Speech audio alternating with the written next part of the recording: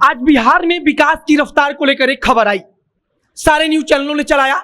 खबर अपने आप में बड़ी भी है क्योंकि यह तस्वीर साफ करती है कि बिहार में किस रफ्तार से विकास हो रही है। सुशील मोदी जो पूर्व में मुख्यमंत्री रह चुके हैं, भारतीय जनता पार्टी के नेता हैं और केंद्र में मंत्री बनाए जाने की पूरी चर्चा थी, लेकिन मंत्री नहीं बनाए गए। अब उन्होंने पटना मेट्रो को लेकर एक बड़ा खुलासा किया है। उन्होंने जानकारी देते हुए बताया है कि पिछले 28 महीने में पटना मेट्रो का काम मात्र 1% हुआ है। यह आंकड़ा अपने आप में बड़ा है और सवाल पूछ रहा है सरकार से कि विकास की रफ्तार कितनी तेज हो रही है। हमेशा जदयू के नेता चाहे भाजपा के नेता कहते हैं कि नीतीश कुमार के राज्य में विकास की रफ्तार बिहार के अंदर काफी तेज बढ़ी है, लेकिन विकास की रफ्तार मात्र इतनी तेज हो सकी है कि पिछले 28 महीने में पटना मेट्रो का काम 1% हुआ है और काम केवल 20 हेक्टेयर भूमि के कारण रुकी पड़ी है। मात्र 20 हेक्टेयर जमीन बिहार सरकार को नहीं मिल रहा है और इसके कारण जो मेट्रो का जो डिपो बनाया जाना है उसका काम अटका पड़ा है। पाम व्यू हॉस्पिटल पटना का सबसे शानदार अस्पताल, जहां ट्रॉमा सर्विसेज के साथ यूरोलॉजी का भी उचित इलाज होता है। इसी के साथ यहां आपातकालीन सेवा जैसी अन्य व्यवस्थाएं भी उपलब्ध हैं।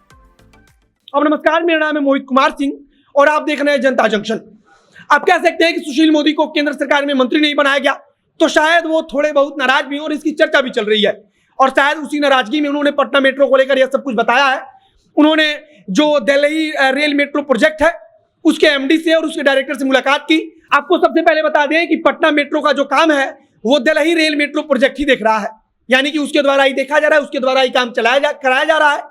सुशील मोदी ने बताया है कि 20 हेक्टेयर जमीन की कमी के कारण पूरा का पूरा काम अटका पड़ा है। जमीन को अधिग्रहण राज्य सरकार को करना है और राज्य सरकार ने अभी तक जमीन अधिग्रहण में कुछ कदम नहीं उठाया है। कोई सकारात्मक खबर नहीं है। जमीन अधिग्रहण के लिए लगभग 1000 करोड़ रुपए का खर्च आना है और अभी तक टेंडर हो गया। एक और बात आपको हम बताते चले कि जो डिपो बनाए जाने का जो टेंडर है वो कराया जा चुका है, टेंडर हो चुका है, लेकिन जमीन मुहैया राज्य सरकार की तरफ से अभी तक नहीं कराया गया है जिस पर डिपो का निर्माण हो सके। आपके मन में बार बार यह भी सवाल आ रहा होगा कि आखिर डिपो क्या होता है। तो डिपो वो जगह होता है जहां रेल का जो इंजन होता है या फिर डिब्बा होता है उसका मरम्मत किया जाता है या फिर उसका रखरखाव होता है, उसे रखा जाता है।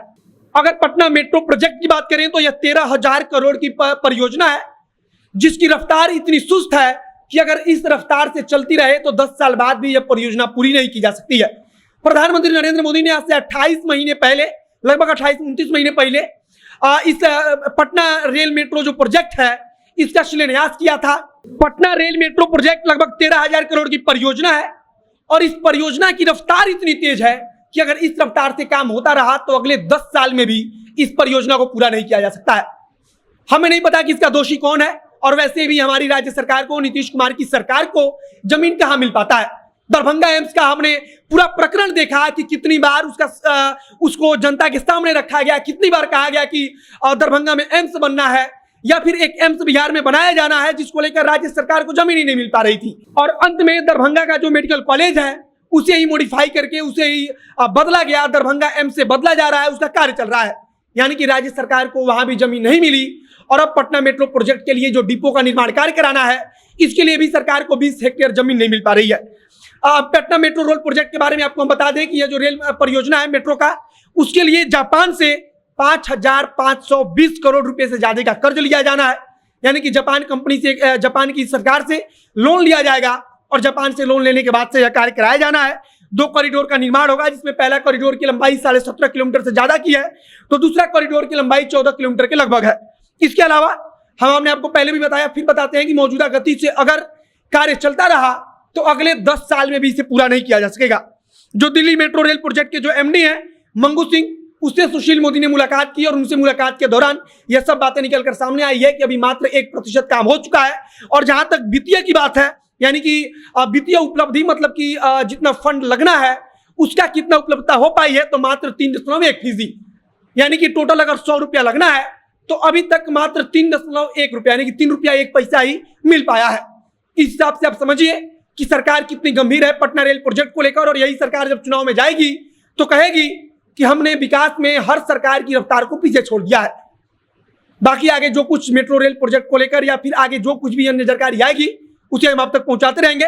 फिलहाल सुशील मोदी को लेकर खबर थी कि सुशील मोदी नाराज है और उनके अब इस तरह की जो खबर आई है उनके तरफ से इसके बाद से कहा जा रहा है कि शायद उनकी नाराजगी अब बाहर भी आ रही है, झलक रही है।